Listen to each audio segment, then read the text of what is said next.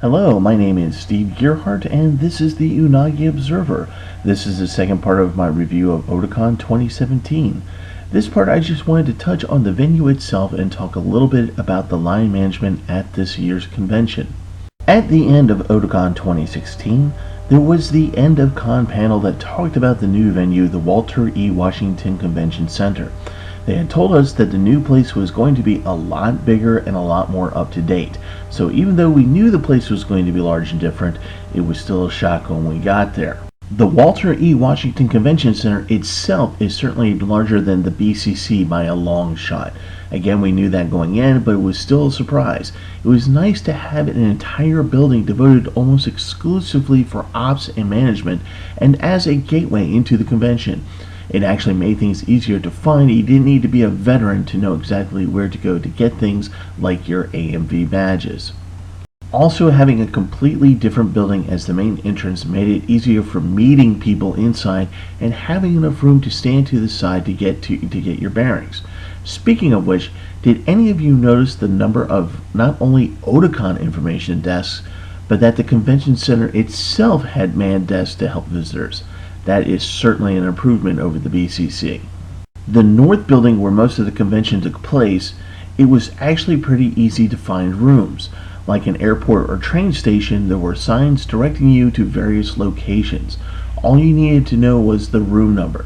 It got a little bit more confusing when going downstairs to get to the Marriott corridor and the dealer's room, but once you got your bearings, it was easy to find.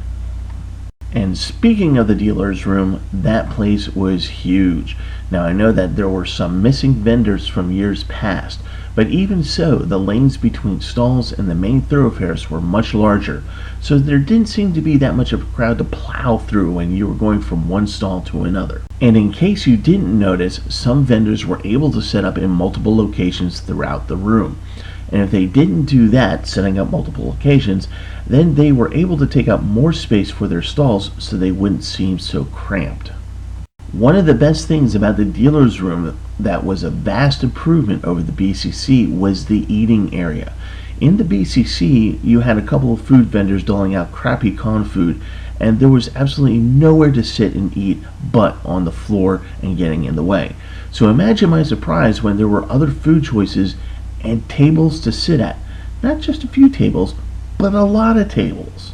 Which brings me back to the food choices. At the BCC, you didn't have much inside of the building, and of course it was much more expensive. Now at the Washington Convention Center, it's still expensive, but at least you had a variety of choices. Caribbean, Chinese, real burgers, boardwalk fries, which I had a lot, barbecue, and adding Japanese cuisine was a very nice touch by Otakon. And just the room themselves were nice. There was better air conditioning, lighting, places to charge your cell, sound, and of course there was room inside of the rooms. Overall, the Walter E. Washington Convention Center was just a nicer, cleaner, and more up-to-date venue. I always loved the BCC and have fond memories of Otakon there, but this was a good choice to move to. The Marriott Marquis rooms were also quite nice.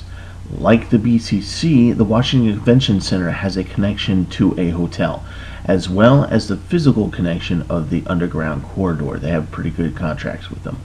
Unlike its counterpart in Baltimore, the Marriott rooms spanned 4 underground levels, and again, they were newer, nicer, and more up-to-date, and also, strangely, a bit more quieter. While I was only able to go to a couple things in the Marriott, I enjoyed the fact that it was a larger space and made moving around a lot easier. In future Otakons, I hope they will make a greater use of the rooms there. It has a lot of potential.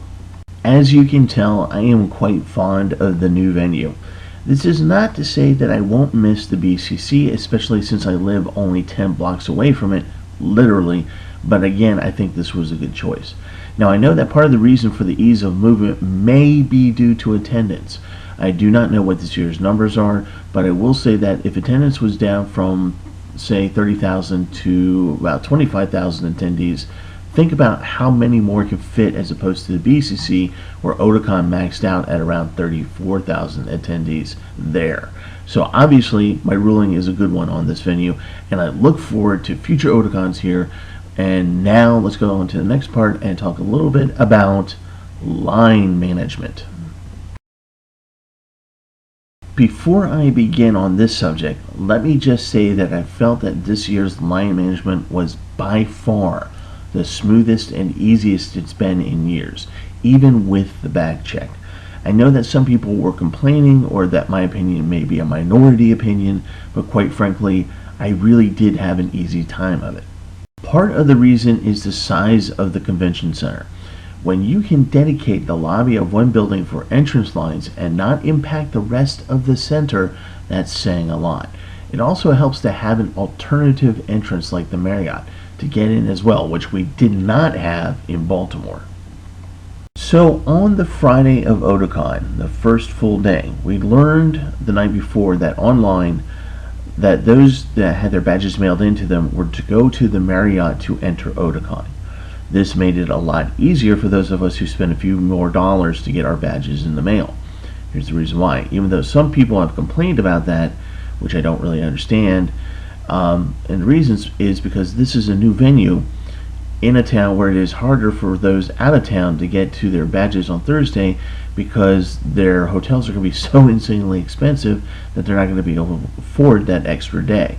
So more people are going to show up now for the pre-registration lines on the day of the convention, meaning they're going to show up on Friday instead of Thursday traditionally. Now, if you already have your badge and wait in this line, the pre-reg line, you're going to spend a lot more time there than you should.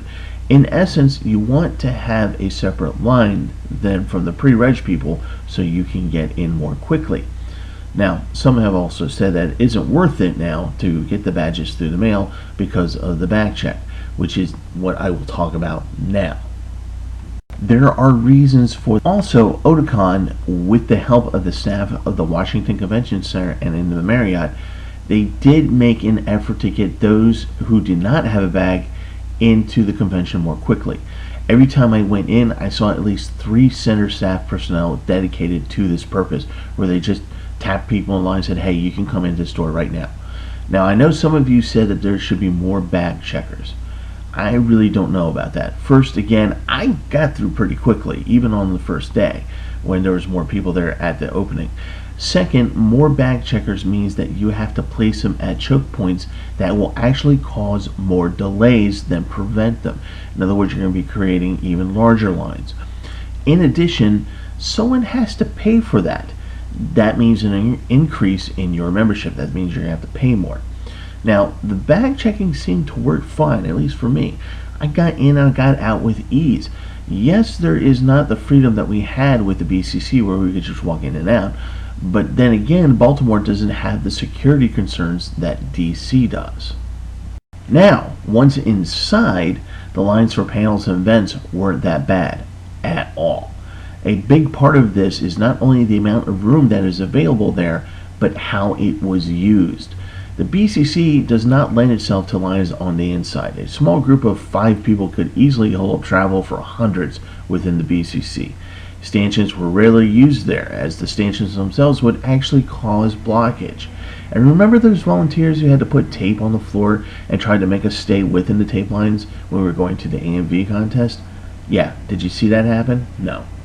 The Washington Convention Center is configured so that not only can you get to rooms by traveling through that middle area, but you can actually bypass it by going around to either the left or right sides. The stanchions that were set up in that main hall area did not impede traffic flow and actually made it easier to get into lines. And they did something else that they could never have done at the BCC, and it never happened to my knowledge. They dedicated entire rooms as queue rooms for lines.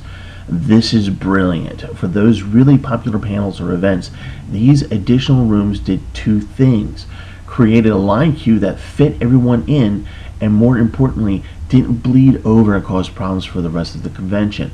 Honestly, can you imagine this happening at the BCC? It's not even possible for that to happen there. So again, my experience with the line management this year was a very satisfied and positive one. I got in everywhere I wanted to go. I didn't have to wait long in any line, and the bag checkers worked fairly quickly. For those of you who still complain, perhaps there's a few tips I could give you. Tip Tip 1. When entering the center, try to schedule an entry time that isn't at the same time as everybody else. The lines will be smaller and it will be easier to get through. Tip 2. Actually get your badge mailed to you instead of coming to the pre-reg line. Because more attendees are going to use hotels that are insanely expensive, they will not be able to afford to be able to come on the Thursday pre-reg line. As a result, they're going to queue up first thing Friday morning, the day of the convention. You will get in more quickly by already having your badge and moving through the line and bag check over in the Marriott. Tip number 3. Don't bring a bag. Now, perhaps you don't really need a bag when entering the convention. If you know you won't be leaving the convention during the entire time that you're going to be there, you may not actually need to bring a bag. If you are a cosplayer, then you're kind of out of luck on this one. However, by not having a bag, you will actually be asked to go to a smaller and quicker line. Tip 4, and the last tip. Get your adult bracelet or that band early on. Even if you think you won't go to an 18+ event, get one anyway just in case.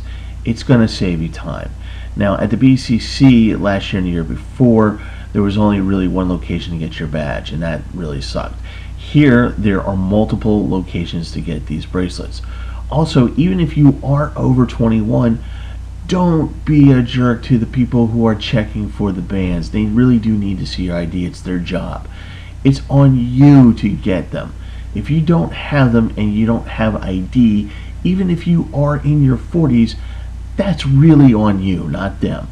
Otherwise, get the band early. It makes your life easier.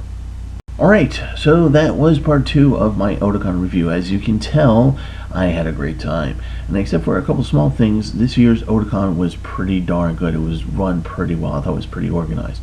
I definitely look forward to coming back to DC for Otakon.